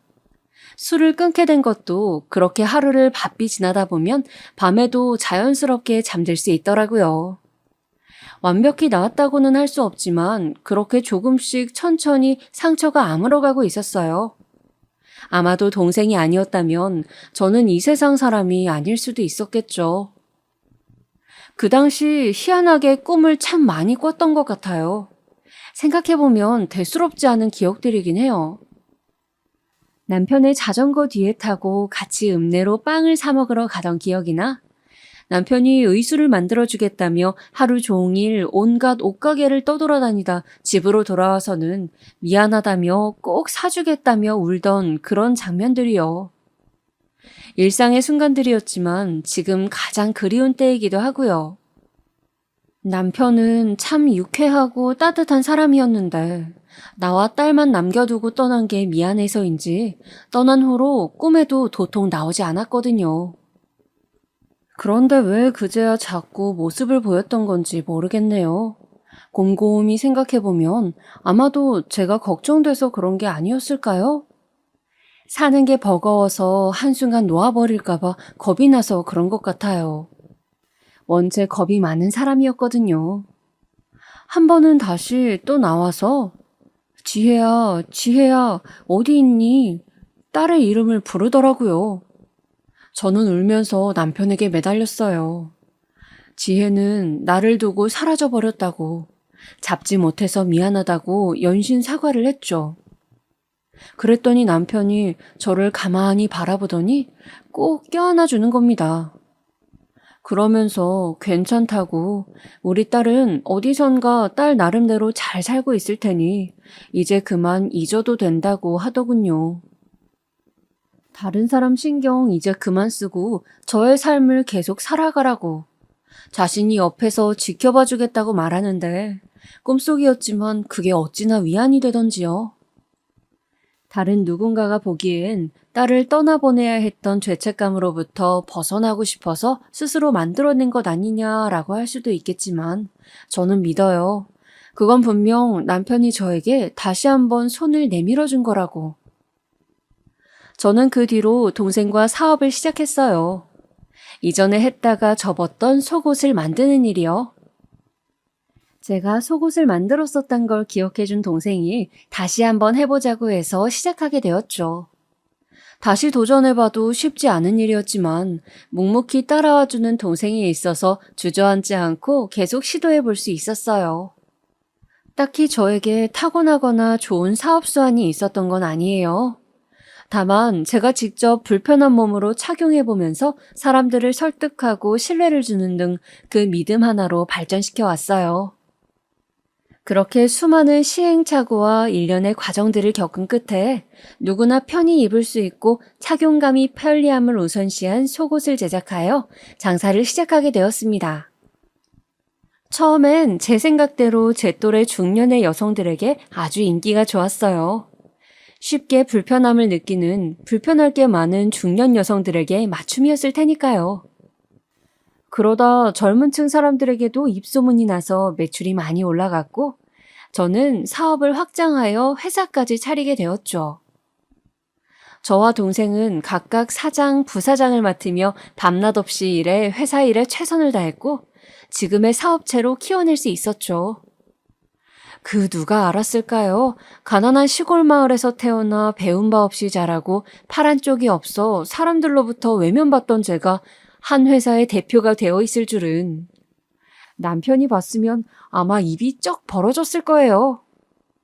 그렇지만 누구보다 축하해줬겠죠. 그렇게 늦은 나이에 성공 아닌 성공을 이룬 저는 일을 다른 사람에게 나눠놓고 조금씩 휴식을 갖고 여유를 즐길 수 있게 되었죠. 여유가 생기니 딸아이 생각이 더 깊어지던 차, 어느 날 모르는 번호로 전화가 오는 겁니다.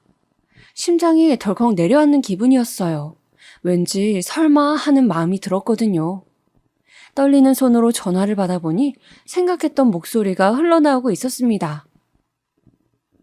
엄마, 나야, 지혜. 그동안 잘 지냈어? 맞아요. 정확히 15년 만에 딸이 연락해온 겁니다. 그토록 그립고 그리웠던 딸에게서. 지혜야, 너 지혜 맞니? 그렇다니까. 갑자기 연락해서 미안해. 난 그냥 엄마가 보고 싶어서 전화했어. 깜짝 놀랐지? 나일 거라고 생각 못 했을 텐데. 어디야? 지혜, 너 어디 있어? 10년이 넘는 세월 동안 생사도 모른 채 한 번도 모습을 보이지 않았던 딸인데 이렇게 만나다니 가슴이 엄청 뛰었습니다. 딸은 저희 회사 밑에 와 있더라고요. 제가 거기서 일하고 있다는 걸 다 알고 찾아온 거였어요. 우리는 카페에 앉아서 커피를 두고 아무 말을 하지 않았습니다. 정적을 깬 건 먼저 딸아이였죠. 미안해, 엄마. 오래전 일이지만 사과할게. 그때 말 나쁘게 하고 그 사람이랑 떠난 거 너무 미안해. 용서해 줄 거지? 딸은 여전히 사과를 잘하는 아이였어요. 하지만 아이의 지나온 이야기를 들을수록 너무나 갑갑하더라고요. 딸은 그대로 애인과 함께 도시를 떠났었고 정착한 곳에서 그대로 살림을 차렸던 겁니다. 하지만 행복도 잠시 남자의 사업이 망하면서 빚을 떠안게 되었는데 그 남자가 딸만 두고 하루아침에 도망을 친 겁니다. 집도 압류되고 빈털터리로 쫓겨난 딸은 오갈 데도 없이 도시 곳곳을 배회했다고 하더라고요. 다시 저에게 돌아오고 싶었지만 그건 더 비참할 것 같았대요. 다신 돌아가지 않을 마음으로 나왔으니 어떻게든 그곳에서 살아남아야겠다는 생각으로 버텼다고 하네요. 엄마에게 모질게 말한 걸 후회하기도 했지만 되돌릴 수 없는 걸 알기에 아무 말 할 수 없었다면서. 그렇게 아이는 몇몇의 직장을 옮기고 또 몇몇의 사람을 만나 헤어지고를 반복해오며 살아온 것 같더라고요. 지금은 음식점에서 매니저 일을 하고 있는데 거기서 만난 주방 직원과 식은 안 올리고 같이 살고 있다고 하더군요. 한번 대여봐서 결혼은 이제 절대 안 할 거라나? 저의 박복한 삶을 혹시 딸이 이어받은 걸까 무거운 마음으로 이야기를 들었지만 제 어두운 표정을 봐서 그런지 딸이 말하길 자신이 지나온 시간들이 그렇게 어렵고 힘든 생활은 아니었으니 걱정은 말라고 하더라고요. 그러다가 뉴스 기사를 살피는데 익숙한 얼굴이 기사 사진에 있던 걸 발견했대요. 그게 바로 저였겠죠. 설마 엄마일까 싶어서 회사 정보를 알아보는데 정말로 제 이름이 있어서 너무 놀랐대요. 이렇게 성공한 엄마를 보니까 너무 자랑스럽고 멋있어서 안 찾아올 수가 없었다며 너스레를 떠는 딸을 보는데 세월이 많이 흘렀구나 싶더군요. 무슨 일에도 예민하고 딱딱하던 이 딸아이에게도 이상한 넋살이라는 게 생긴 걸 보면 말이에요. 그동안 있었던 일을 구구절절 신나게 이야기하는 동안에도 제가 아무 답이 없자 머쓱해하던 딸은 컵만 두드리다 입을 떼었어요. 그래서 말이야, 이런 말하는 거 나도 염치 없고 민망한 거 아는데 혹시 나 돈 좀 빌려줄 수 있어? 가능하지, 엄마? 돈? 이번엔 정말이야. 같이 살 집이 필요해. 지금 살고 있는 집은 너무 작고 허름해서 힘들어. 이사 가려는데 오빠는 현금이 없어서 당장은 안 된다고 나더러 주변에 도움을 구해보래서. 엄마가 조금만 빌려주면 일단 집 보증금하고 나중에 오빠한테 받아서 줄게. 큰 돈 아니야. 이번 한 번만, 딱 한 번만 더 부탁할게. 결국엔 또 돈이더라고요. 그 돈이 뭔지 참. 난 왜 또 딸과 마주 앉아 이런 대화를 반복해야 하는 건지 옛 생각이 떠올라 괴롭더군요. 집 구해줄게. 원하는 대로 맞춰줄 수 있어. 대신 그 남자랑은 헤어져야 해. 내가 볼 땐 예전에 네가 만났던 그 사람과 별반 다르지 않아. 너 고생시킬 거 뻔히 아는데 이번엔 그때처럼 눈앞에서 같이 보낼 수는 없다. 왜 또 이러는 거야? 나 좀 믿어주면 안 돼? 이번엔 정말 믿을만 하다니까. 엄마 돈도 잘 벌잖아. 회사 사장이라며. 속는 셈 치고 그냥 믿어줘, 나 좀. 널 못 믿는 게 아니라 그 남자를 못 믿는 거야. 연락 없다가 15년 만에 나타나서 돈을 빌려달라 하고 내가 알지도 못하는 남자와 살겠다는데 누가 쉽게 알겠다고 말하겠니? 그럼 이 회사에서 일 시켜줘. 그렇게라도 알면 되는 거 아니야? 엄마도 그 사람 가까운 데서 지켜보고 그 사람도 더 좋은 직장 생기고 상부상조 하는 거잖아. 좋은 생각이지? 엄마 아직 운전도 못하면 차 기사라도 시켜줘. 어차피 오갈 데 많은데 그 팔로는 아무것도 못하잖아. 무언가 쫓기듯 이야기를 쏟아내던 딸은 제 팔 이야기가 나오자 문득 멈춰섰습니다. 무슨 생각으로 멈춘 건지는 잘 모르겠어요. 미안함인지 아니면 눈치를 봐서 그런 건지 그리고선 또다시 긴 정적이 이어졌죠. 내 뜻은 똑같아. 나이 먹었으면 예전과 달라지길 바라, 지혜야. 이번엔 먼저 일어날게. 엄마! 먼저 일어서서 가는 제 뒤에서 딸이 연거푸 불렀지만 그대로 걸어 나갔어요. 매달리던 딸의 모습을 떠올리면 마음이 아팠지만 어쩔 수 없었죠. 그동안의 시간은 저를 단단하게 만들어주는 기회이기도 했거든요. 딸을 위한 건 이 선택밖에 없다고 생각했어요. 그 후로는 몇 번이나 딸에게서 전화와 문자가 왔어요. 대부분 카페에서 나누었던 대화와 비슷한 내용들이었지만 저는 한 번도 답하지 않았습니다. 이젠 도와줄 여유가 생겼지만 그게 딸을 도와주는 거라고 생각하지 않았거든요. 그렇게 반년이 지났고 사업은 조금 더 안정화가 돼가고 있어서 제가 없어도 운영이 가능할 정도가 되었어요. 그동안 딸아이 소식은 간간히 주변을 수소문해 알 수 있었습니다. 그 남자와 계속 살다가 남자가 직장을 그만두면서 생활이 어려워진 듯 했어요. 그래서 번호로 3-4번 정도 생활비로 쓸 돈을 붙여주었는데 제가 보낸 걸 모르는 건지 알면서도 모르는 척하는 건지 따로 연락은 없더라고요. 그러다 딸도 갑자기 직장을 그만두고 이사를 갔다는 소식을 들었어요. 그래서 전 딸아이 전 직장에 주소를 물어서 이사간 동네로 혼자 찾아갔습니다. 정확한 주소를 알진 못해서 그 근방을 하염없이 걷고 또 걸었어요. 아침부터 밤까지 있어도 모습을 보이지 않아서 그렇게 며칠을 오간 끝에 드디어 딸을 만날 수 있었죠. 가을인데도 얇은 여름 옷을 입고서 힘없이 지나가고 있던 걸 제가 가서 붙잡았어요. 뜻하지 않는 만남에 적잖이 놀랐던 건지 아무 말도 하지 못하더라고요. 저는 가만히 서서 오른손으로 딸아이의 손을 잡고만 있었어요. 그 자리에서 얼마간의 시간이 흘렀을까? 딸이 천천히 자신의 집으로 저를 이끌었습니다. 도착한 딸의 집은 예전에 제가 처음 얻었던 지하방과 비슷하더군요. 많이 해지고 싸늘한 집에서 대충 꾸리고 사는 것 같았어요. 사람이 살지 않는 것 같은 그 익숙하고 고독한 공기. 주방에서 언제 산지 모를 차를 내어주고선 힘없는 모습으로 제 앞에 털썩 앉았죠. 아이는 그동안 많이 지쳐있던 것 같았습니다. 엄마가 찾아올 줄 몰랐어. 사실 이제 마지막으로 한 번 더 보러 갈까 했었거든. 부탁하려는 건 아니고 그냥 얼굴 한번 보려고. 딱 마지막으로. 그런데 이렇게 보내? 사는 건 참 내 계획대로 안 돼. 그치? 그동안 어떻게 지냈어?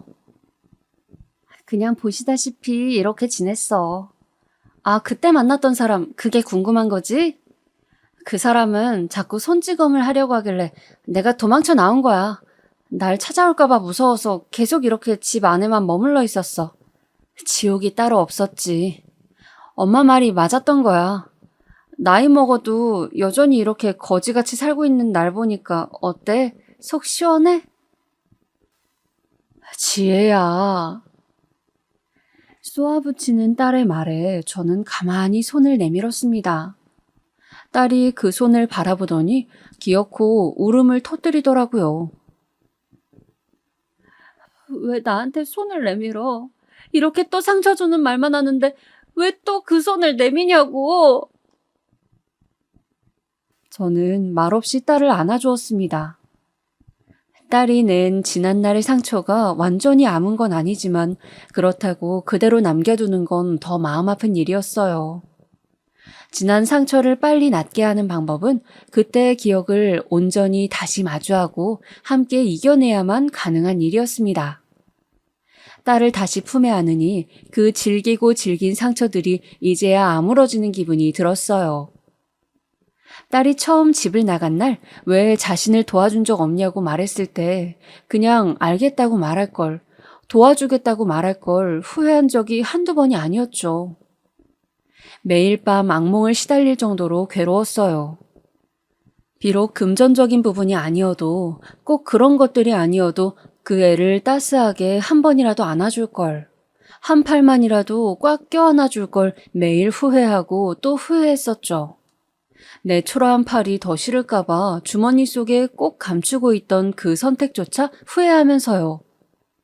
그래서 상상만 해오던 그 순간이 오면 아이를 안아줘야겠다. 아이가 지난날 나에게 손 내밀어준 순간들처럼 나도 이제 손 내밀어줘야겠다 생각했던 거예요. 어쩌면 그때 딸과 저는 서로를 구원해준 게 아니었을까요? 그 후로 저는 회사의 모든 일을 동생에게 전부 맡기기로 했습니다.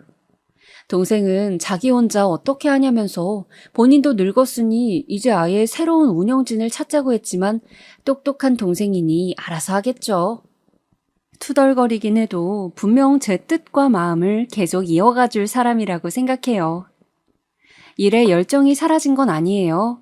그동안 뜻하지 않게 사업을 하면서 너무 무리를 해서 그런 건지 제 몸이 견디지 못하겠더라고요.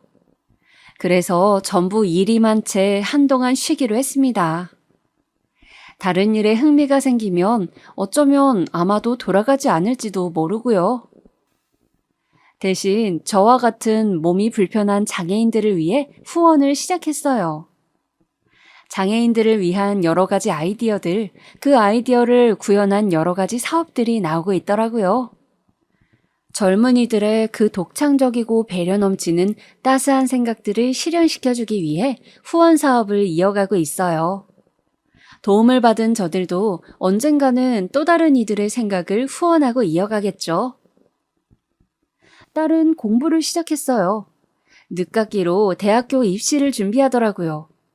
결과에 상관없이 꼭 해보고 싶던 일이기에 도전한다더라고요. 늦게나마 용감하게 도전하는 모습을 보니 참 대견합니다. 아마도 딸과 저는 15년의 부재한 시간 동안 하지 못했던 일들을 하나씩 이뤄갈 것 같아요. 여행이 될 수도 있고 그림을 배우거나 면허를 따고 춤을 추러 다닐 수도 있죠. 무엇이 되었든 간에 후회하지 않을 시간을 보내고 싶어요. 팔을 잃고 남편을 떠나보내고 딸을 떠나보내고 제 인생에 있어서 이별과 후회의 순간이 너무나 많았거든요. 항상 떠나보내고 다시 혼자 남아 후회하다 보니 흔히들 있을 때 잘해 라는 말이 얼마나 명료하면서도 명확한 정답인지 알겠더군요. 있을 때 잘해야만 혼자 남아도 외롭지 않을 테니까요. 앞으로 더욱 많은 이별의 순간이 있겠지만 그럼에도 후회는 하지 않도록 매 순간 치열하고 열정적으로 살아갈까 합니다. 가능하다면 딸의 손을 꼭 잡고서요. 살아갈 날들이 살아온 날들보다 많지 않겠지만 그래서 더욱 기대가 되기도 해요. 짧지만 그래서 더 기억에 남는 여행이 될 테니까요. 부족하지만 긴 글 읽어주셔서 너무나 감사합니다. 이 글을 쓰면서 저도 다시 한번 과거를 마주하고 앞으로 나아갈 힘이 생겼습니다. 저의 이야기가 멀리 있을 다른 누군가에게 손을 내밀어주는 순간으로 남길 바랍니다. 감사합니다.